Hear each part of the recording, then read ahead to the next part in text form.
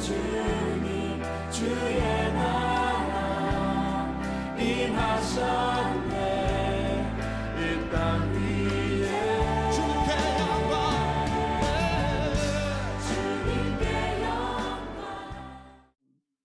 이 세상에서 가장 무서운 바이러스가 무엇인지 아십니까? 바로 불평 바이러스입니다. 불평 바이러스. 이 불평 바이러스는 마귀가 사단이 옮깁니다. 이 불평 바이러스에 감염되면 나만 불평하고 나만 문제가 되는 것이 아니고 내 불평이 옆 사람에게, 다른 사람에게, 모든 사람에게 순식간에 감염됩니다. 그래서 한 개인뿐만 아니라 한 가정을, 한 단체를, 국가를, 교회를 무너뜨리는 장본인이 지카 바이러스보다, 에이즈보다, 암보다 더 무서운 것이 불평이라는 바이러스입니다. 주변을 황폐화시켜버립니다. 사막화시켜버립니다. 사막에는 풀 한 폭이 새 한 마리가 살 수 없는 곳이 사막입니다. 저는 가끔 좋은 남편이었고 때로는 좋은 부인이었는데 배우자가 불평분자입니다. 처음에는 아니라고 당신 그러면 안 된다고 그렇게 말했던 분들이요, 자신도 모르는 사이에 감염이 되어가지고 나중에는 똑같이 나쁜 부부가 되고 나쁜 가정이 되는 것을 많이 보아왔습니다. 원래 그렇지 않았는데 남편이나 아내가 입만 열면 늘 불평을 합니다. 교회 가서도 불평하고 집에 가서도 불평하고 국가에 대해서도 불평하고 자식도 부모도 누구도 마음에 드는 사람이 없습니다. 심지어 자기도 자기가 마음에 안 든다고 하네요. 누가 좋겠습니까? 이런 바이러스에 감염되면 그 신앙도 무너집니다. 별 수 없습니다. 혹시 여러분 주변에 그런 사람이 없습니까? 꺼진 불도 다시 보는 것처럼 한번 정신 바짝 차리고 여러분이 가까이 만나는 사람, 늘 통화하는 사람, 늘 만나는 사람, 혹시라도 그 사람은 입만 열면 이래서 불평, 저래서 불평, 이래서 원망, 저래서 원망인 사람이 있다면 가까이에서는 안 될 인물입니다. 그것은 몸에 전염병을 주는 것보다 더 무서운 불평의 바이러스를 나에게 감염시키고 있기 때문에 그렇습니다. 이스라엘 백성들이 40년 동안 광야에 맴돌다가 아브라함의 자손이요 애굽 땅을 출발해서 약속의 땅 가나안 땅에 들어가기로 약속된 선민들이었는데 왜 그들이 20세 이후 1세대가 오직 여호수아 갈렙에는 들어가지 못하고 모두가 60만 명이 광야에서 시체가 되어서 죽었지요? 무슨 이유입니까? 한 가지 죄입니다. 그들의 원망 때문에, 그들의 불평 때문에 하나님께서는 그들을 광야에서 쓸어버리셨던 것을 보게 됩니다. 여러분, 예수님께서는 너희 가운데 이미 천국이 임했다라고 말씀하셨습니다. 우리가 죽어서만 천국 가는 게 아니에요. 죽어서 눈물이 없는, 슬픔이 없는, 괴로움이 없는, 배신감도 없고 섭섭할 것도 없는 천국 가는 게 아니고요, 이미 이 땅에 예수 믿는 사람들은 소위 이미 우리 마음속에 천국이 시작되었음을 믿으시기를 바랍니다. 천국의 특징이 뭡니까? 감사지요. 내 마음속에 이 땅에서 감사가 있을 때 천국에서도 감사가 있습니다. 이 땅에서는 지옥같이 불평 원망하면서 죽어서 갑자기 가는 곳이 천국이 아니라 그 말입니다.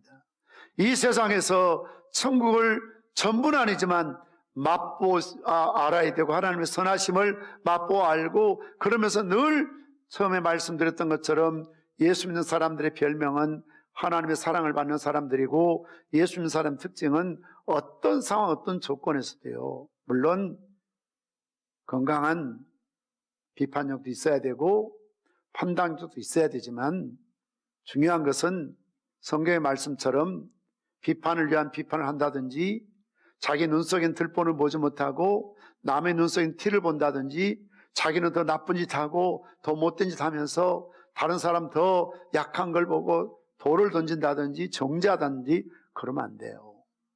그건 성경이 하나님 기뻐하시지 않습니다. 이스라엘 백성들이 광야에서 죽었던 이유는 불평이었습니다. 원망이었습니다.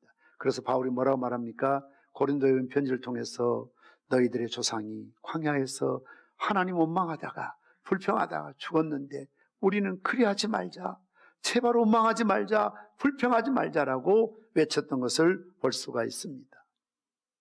우리 자신도 모르는 사이에 이런 불평 바이러스에 감염이 되어서 너무 익숙하게 입만 열면 불평하고 원망하고 타다는 이런 라이프 스타일이 그런 모드로 살아가거든요. 불평 모드로요. 그렇다면 이런 불평으로부터 벗어날 수 있는, 치료할 수 있는 백신이 뭘까요? 바로 감사입니다. 적극적으로 감사하는 생활만이 불평 바이러스를 대체할 수 있는 유일한 비결이라는 것이죠. 기독교가 다른 종교와 비교하여 나타나는 특징이 있다면 진실한 성도들은 어떤 어려운 상황과 실패와 고난과 질병과 사고를 당한다 할지라도 그런 상황 속에서 하나님 앞에 도리어 감사할 줄 안다는 것입니다. 옛날 중세시대 수도원이나 지금의 감옥교도소나 똑같거든요. 사회로부터 멀리 격리되어 있고요. 규율이 엄격하고요. 그 수도사들도 옷을 이렇게 입고요. 교도소도 똑같은 옷을 입고요. 밥 먹는 것도 수도사들은 죽지 않을 만큼 그렇게 먹고요. 교도 똑같이 먹어요. 그런데 이 교도소와 수도사의 다른 점, 수도원의 다른 점이 뭔 줄 아십니까? 교도소에는 감사가 없어요. 원망만 있어요. 불평만 있어요. 억울함만 있어요. 그런데 수도원은 감사가 있다는 거죠. 감사가 있는 수도원은 천국이라고 할 수 있다면 감사가 없는 교도소는 지옥이죠. 다시 말씀드리면 여러분들이 지금 수도원에 사신다 하더라도 감사가 없으면 바로 거기가 지옥이에요. 이 교회가 지옥이고 여러분의 가정이 지옥이고 여러분의 직장과 살고 있는 이곳이 여러분은 지옥처럼 느껴지는 이유는 감사하는 마음이 없을 때입니다. 그러나 내가 교도소에 있다 할지라도 감옥에 있다 할지라도 포로 수용소와 같은 그런 수용소에서 지긋지긋한 고난을 당한다 할지라도 내 마음속에 감사가 있다면 천국인 것이죠. 그래서 우리는 다니엘 기도에 또 수많은 등장하는 목사님 또는 평신도들의 간증을 통해서 다른 특징이 있었다면, 다른 사람 같으면 원망했을 텐데, 불평했을 텐데, 탓했을 텐데, 저주했을 텐데 오히려 감사했구나. 그래서 하나님이 감사하는 자에게 기적을 베풀어 주신 줄 믿습니다. 여러분, 정말 내 인생에 변화된 기적을 원하십니까? 그러면 어떤 처지 상황이 있든지 어떤 조건에서라도 감사하시기를 주의 이름으로 축원합니다. 감사할 줄 알면 여러분에게도 풍성한 기적이 일어날 줄 믿습니다. 오늘 시편 30편 1절에서 12절 말씀 보면 마지막 결론을 이렇게 짓고 있습니다. 여호와 나의 하나님이여 내가 주께 영원히 감사하리이다. 우리 한번 받아서 합시다. 여호와 나의 하나님이여 내가 주께 영원히 감사하리이다. 그렇습니다. 나는 주님께 영원히 감사하겠습니다. 구체적으로 어떤 감사를 말하고 있습니까? 첫째는 생명을 파멸해서 구원해 주신 하나님께 감사하고 있습니다. 1절 말씀 보십시오. 원수의 손에서 지켜주시고 원수가 기뻐하지 못하도록 나를 구원해 주셨습니다. 2절 말씀 보십시오. 나를 질병에서 치료하시고 구원해 주셨습니다. 3절 말씀 보십시오. 내 영혼을 수월 음부에서 끌어내사 살려주셨으니 감사합니다. 다시 말씀드리면 원수의 손에서 우리를 지켜주시고 질병에서 나를 고쳐주시고 내 영혼을 스올 음부 지옥에서 구원해 주셨으니 너무나 감사합니다. 다윗은 시편 103편 4절 말씀에서도 내 생명을 파멸해서 속량하신 하나님의 은택을 잊지 말라고 말하고 있습니다. 여러분, 은혜를 잊어서는 안 되는 것입니다. 무엇보다도 하나님께 받은 사랑과 은혜를 잊어서는 안 되는 것입니다. 우리의 별명이 하나님께 사랑받는 자요, 나의 반응이 어떤 처지나 상황에서도 하나님께 감사하며 살아가는 성도가 되어야 될 줄 믿습니다. 제가 알고 있는 북한에서 내려오신 한 집사님이 계시는데요, 그분이, 그 부인이 권사님이신데 남편은 좀 우리말로 나이롱 집사예요. 나이롱 집사예요. 근데도 나만 만나면 그분이 하는 말이 있어요. 목사님, 우리 저 권사 믿음 없어요? 아니, 자기는 나이롱 집사면서 권사를, 자기 부인, 내가 봤을 때 그 권사, 부인 권사님 굉장한 믿음을 갖고 있거든요. 믿음 없어요? 그래서 왜 그렇게 생각하시니까 그 단골 메뉴예요. 저는 막 기가 따갑게 들었어요. 만나면 그 이야기 하니까요. 내가 북한에 있을 때 어릴 적에 고모 손잡고 교회를 가다가 넘어졌다는 거예요. 자, 교회 가다 넘어졌으니까 막 그냥 무릎도 깨고 난리가 났겠지요. 그런데 고모가 툴툴 털면서 하면서 하나님 감사합니다 그러더라고요. 어린 나이에 뭐가 감사하냐고.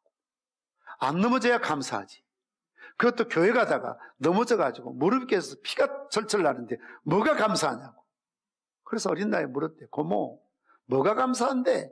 마치 조롱하듯이 그렇게 물었대요. 그러니까 고모가 웃으면서 뼈 안 부러진 게 감사하잖아 그러더래요. 안 죽은 게 감사하잖아. 이게 어렸을 적에 너무 충격적이었는가 봐요. 그래서 자기 부인한테 감사할 줄 모른다. 남편한테 불평만 한다. 무능하다고, 욕한다고. 저 권사 믿음 없어요? 감사할 줄 몰라요? 이런 말을 입버릇처럼 했거든요. 물론 자기를 합리화하기 위해서 저한테 일러 바친 것인지 모르겠지만 중요한 것은 그 집사님의 북한에 살 때 기억 속에 고모하고 교회 가다가 넘어져서 무릎이 깨지고 피가 나는데도 고모가 성질내지 않고 화내지 않고 툴툴 털면서 하나님 감사합니다 기도했던 게 너무나 인상적이었대요. 그렇구나.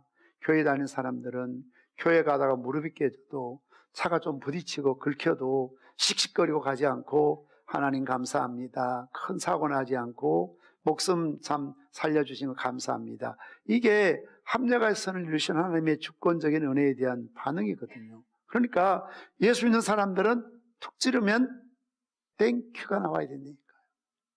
감사합니다. 고맙습니다. 우리가 부른 찬송가 가사처럼 주님 고맙습니다. 감사합니다. 그 큰 은혜 때문에 오늘 저희들이 이 예배할 수가 있습니다. 이런 고백을 해야 될 줄 믿습니다. 나의 생명을 지켜주신 하나님 은혜가 너무나 고맙고 감사하죠. 그래서 하나님께 영원히 여호와 이름을 감사합니다라고 고백하고 있습니다. 두 번째는 미래를 바라보며 감사하는 믿음을 갖고 있습니다. 5절 말씀 같이 읽도록 하시겠습니다. 그의 노염은 잠깐이요 그의 은총은 평생이로다. 저녁에는 울음이 깃들지라도 아침에는 기쁨이 오리로다. 이런 말씀 보십시오. 우리가 예수 믿는다고 문제 없는 거 아니에요. 아니, 오히려 더 많은 시련이 있을 수가 있습니다. 고난이 있을 수가 있습니다. 실패가 있을 수가 있습니다. 왜 그럴까요? 하나님은 이런 시련을 통해서 우리의 잘못된 믿음이나 생각을 교정하기를 원하시거든요. 하나님은 자기를 사랑하는 자이니까, 하나님의 자녀이니까 징계를 하시죠. 사생자는 징계가 없어요. 여러분 자녀들에게 아직까지 잔소리 한다는 것은 사랑한다는 겁니다. 말 안 듣지요? 어긋나지요? 지 마음대로 하지요? 포기해버리잖아요. 더 이상 잔소리 안 합니다. 네 마음대로 살아라. 네 멋대로 살아라. 그걸 신학적인 용어로 유기 버려둔다는 겁니다. 간섭하지 않겠다는 겁니다. 그래서 사랑의 반대말은 미움이 아니랍니다. 무관심이래요. 사랑의 반대말은 무관심이에요. 관심을 꺼버리는 거예요. 내가 아직까지 남편에게 잔소리하고 아내에게 잔소리한다는 것은 아직까지 사랑한다는 겁니다. 그런데 도가 지나쳐서 말해도 안 들으면 내버려 둡니다.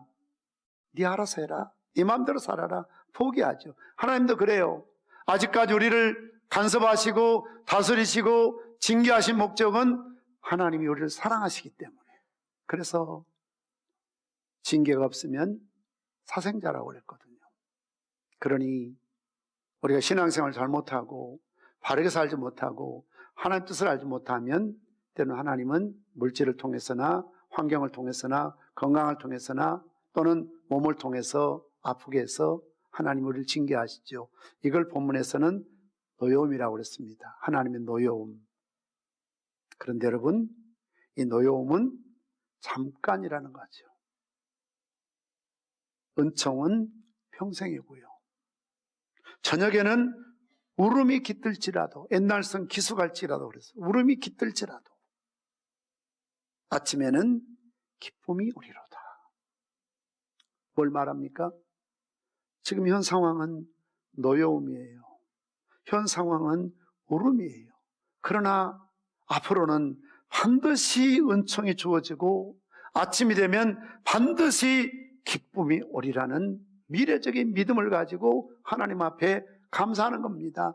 도무지 지금은 감사할 이유도 조건도 이럴 때 내가 감사하면 마치 교회 가다 넘어져서 무릎 꿇었을 때 감사하면 사람들 손가락질하고 비웃을지 모르지만 그러나 반드시 하나님이 은총을 베푸시고 기쁨을 주신다는 믿음을 갖고 있을 때에 우리는 하나님께 감사할 수가 있습니다. 우리는 추수감사절의 유래를 간략하게 생각하며 또 감사할 수 있어야 됩니다. 첫 번째 추수감사주일은 신명기 16장, 레위기 23장에 있는데요. 구약에 보면 수장절이라고 그랬습니다. 추수해서 창고에 쌓아놓고 하나님께 바구니에 담고 와서 감사했던 거죠. 그래서 원래는요, 지금처럼 이렇게 사가지고 막 쌓아놓는 게 아니었어요. 지금은 도시에 사니까 뭐 구하기 어려워서 어쩔 수 없이 단체로 삽니다만 저희 어릴 적에 추수감사주일이면요, 두 가지를 했어요. 첫째는 집에서 나는 호박이나 무나 배추나 고구마나 제일 좋은 감이나 배나 사과를 각자 준비해 와서 바구니에 담아놨거든요. 구약에 그렇게 했기 때문에. 근데 지금은 이제 농사 안 지으니까 못했는데 그래도 몇 년 전까지만 하더라도 개별적으로 우리 장로님들, 권사님들, 또 우리 주일학교 지도부장, 총무, 교사들이 다 나름대로 조금씩 가져와서 앞에 강대상을 꾸몄어요. 왜냐하면 구약의 말씀처럼 너희들이 가져와서 바구니에 담아서 하나님께 갖다 놓고 이렇게 하나님께 고백하라고 그랬습니다. 너는 또 내 하나님 여호와 앞에 이르기를 아뢰기를 내 조상은 방랑하는 아람 사람으로서 애굽에 내려가 거기에서 소수로 거류하였더니 거기에서 크고 강하고 번성한 민족이 되었는데 애굽 사람이 우리를 학대하며 우리를 괴롭히며 우리에게 중노동을 시키므로 우리가 우리 조상의 하나님 여호와께 부르짖었더니 여호와께서 우리 음성을 들으시고 우리의 고통과 신고와 압제를 보시고 여호와께서 강한 손과 편팔로 큰 위험과 이적과 기사로 우리를 애굽에서 인도하여 내시고 이곳으로 인도하사 이 땅 곧 젖과 꿀이는 땅을 주셨습니다. 뭘 말합니까? 물론 우리에게 주신 물질, 과일, 먹고 입고 마실 수 있는 의식주를 해결해 주신 것도 감사하는 것이 추수감사주일의 의미지만 더 큰 의미는 수장절이든 유월절이든 무교절이든 초막절이든 모두가 구원사건과 연관이 되어 있습니다. 너희를 애굽 땅에서 건지신 여호와를 기억하여 파종하여 심은 것을 감사하는 거죠. 다시 말씀드리면 물론 이런 풍성한 걸 주시는 그 은혜도 감사해야 되지만 더 본질적인 것은 나 같은 죄인을 하나님께서 구원해 주셔서 천국 백성 삼아 주시고 이 땅에 일용할 양식 주시면서 한 해 동안을 건강하게 편안하게 무탈하게 살아온 것에 대한 진정한 의미에서 감사가 추수감사절의 의미인 것이죠. 그리고 우리나라 복음 들어왔던 선교사님 지켰던 소위 청교도들이 처음 지켰던 추수감사절에서 그 기원을 유래합니다. 영국의 성공의 소위 국교죠. 피르탄들이 소위 종교개혁으로 예수 믿는 사람들이 그 당시에 이 기독교도 아니고 천주교도 아닌 모호한 입장에 있는, 지금도 있지만 영국 성공회로부터 박해를 받습니다. 그래서 그들이 모여서 신앙의 자유를 찾아서 믿음 생활을 마음껏 했으면 좋겠다는 그 이유 하나를 목적으로 70가구 102명이 10파운드씩 돈을 모아서 이민단을 조직하게 되지요. 그래서 102명이 출발합니다. 미국 가면 뉴욕의 유명한 관광 명소 가운데 하나가 엠파이어 스테이트 빌딩 있죠. 102층이죠. 일부러 102층 만들었어요. 왜냐하면 그들의 조상이 102명이 영국에서 신앙의 자유를 찾아 떠났기 때문에 그것을 기념하기 위해서 일부러 102층을 만들었습니다. 결국 그들이 메이플라워를 타고 오면서 배 안에서 많이 죽기도 하고 도착해서 한 해 추운 겨울을 지나면서 거의 절반이 죽었습니다. 그리고 원주민들이, 인디안들이 주는 옥수수를 가지고 심고 가을이 됐는데 초라하기 그지없었습니다. 그래도 그들은 그 굶주림 속에서 내 집부터 짓지 않고 교회를 먼저 짓고요, 학교를 짓지 않고 교회를 짓고 하나님께 예배하며 그들이 살면서 약 90명의 원주민들과 사흘 동안 그런 강냉이 가지고 별로 먹을 것도 없는 그런 걸 가지고 또 원주민들이 주는 칠면조 고기를 먹으면서 사흘 동안 축제를 벌인 것이 추수감사절의 기원이거든요. 이것을 미국 초대 대통령인 조지 워싱턴이 11월 26일로 추수감사절을 공포하게 되었고, 우리나라에서는 1904년 11월 셋째 주일을 추수감사주일로 지키게 됩니다. 여러분, 1904년이면 우리 기독교가 몹시 박해받고 있었던 그런 어려운 시대였죠. 그럼에도 불구하고 하나님 앞에 감사하며 추수감사절을 지켰던 것을 보게 됩니다. 1988년, 지금부터 30년 전 3월 23일 설립 예배를 드리고 처음으로 맞는 추수감사절을 잊을 수가 없습니다. 여러분 보이시는 것처럼 처음 추수감사절 지키는 사진인데요, 무슨 설날 같지요? 처음 우리 평산교회 추수감사주일이 너무나 초라했지만 정말 아무것도 하나 내어놓고 감사할 수 없고 그 작은 강대상에 이런 과일 하나 쌓아놓을 수 없을 만큼 가난했지만, 그러나 감격이 없고 감사했습니다. 우리 주일학생들이 추수감사절 행사를 발표하고 마치 성탄절 발표하는 것처럼 했다니까요. 큰 축제였습니다. 노래 부르고 찬양하고 율동하고 그러면서 하나님께 감사했거든요. 그게 우리 평산교회가 갖는 처음 추수감사주일인데 지금도 그 기억을 잊을 수가 없습니다. 이제 30년이라는 긴 세월이 지났는데 돌이켜보면 얼마나 하나님 은혜가 감사한지 측량할 수가 없습니다. 1년 동안을 살아오면서 너무나 분주하고 바쁜 나머지 우리 마음에 이런 감사하는 마음이 없었다면 우리는 돌이켜 회개하고 하나님께 감사해야 합니다. 오늘 11절 12절 말씀 보십시오. 주께서 나의 슬픔이 변하여 내게 춤이 되게 하시며 나의 폐옷을 벗기고 기쁨으로 띠띠우셨나이다. 이는 잠잠하지 아니하고 내 영광으로 주를 찬송하게 하심이니 여호와 나의 하나님이여 내가 주께 영원히 감사하리이다. 생명의 말씀으로 나를 세우사 주의 길 예비케 하소서. 성령의 능력으로 기름 부으사 진리를 선포하게 하소서.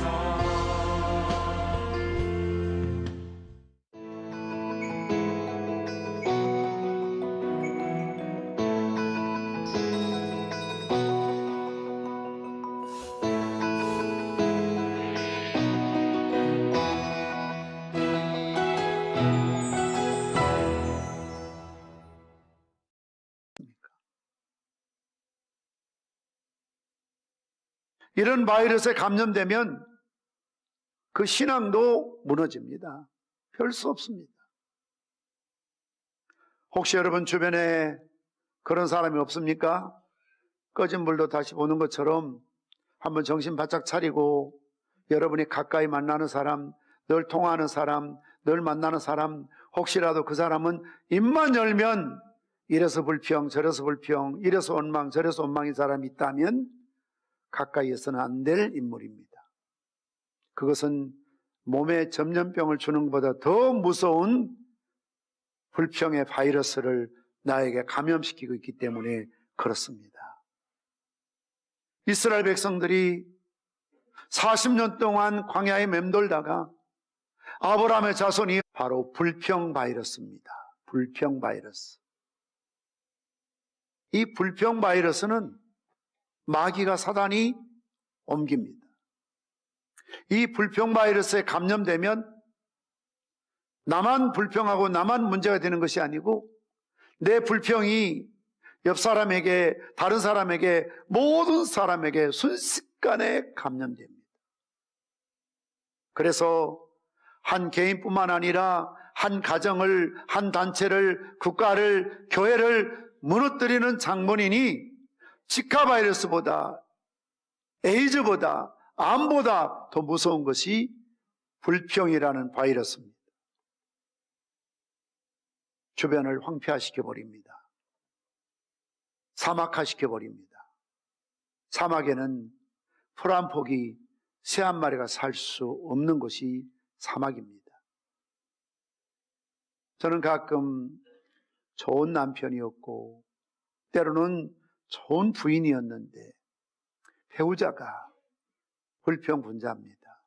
처음에는 아니라고 당신 그러면 안 된다고 그렇게 말했던 분들이요, 자신도 모르는 사이에 감염이 되어가지고 나중에는 똑같이 나쁜 부부가 되고 나쁜 가정이 되는 것을 많이 보아왔습니다.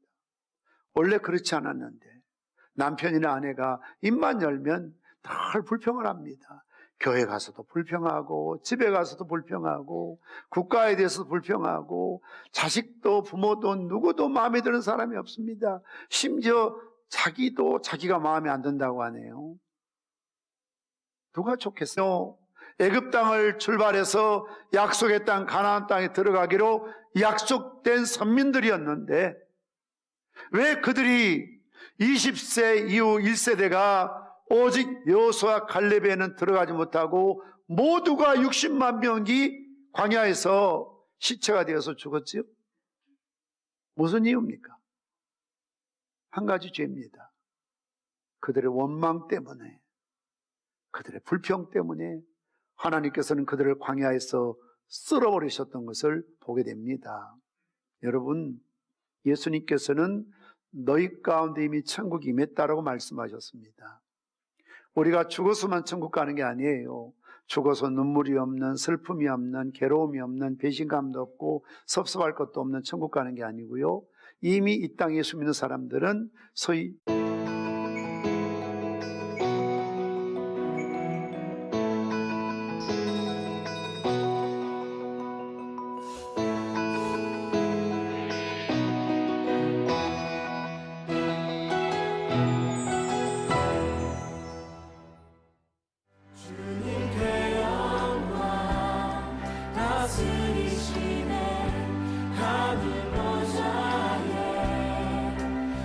주신 주님 주의 나라 임하셨네.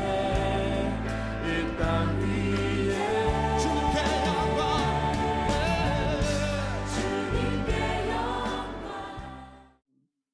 이 세상에서 가장 무서운 바이러스가 무엇인지 아십니까?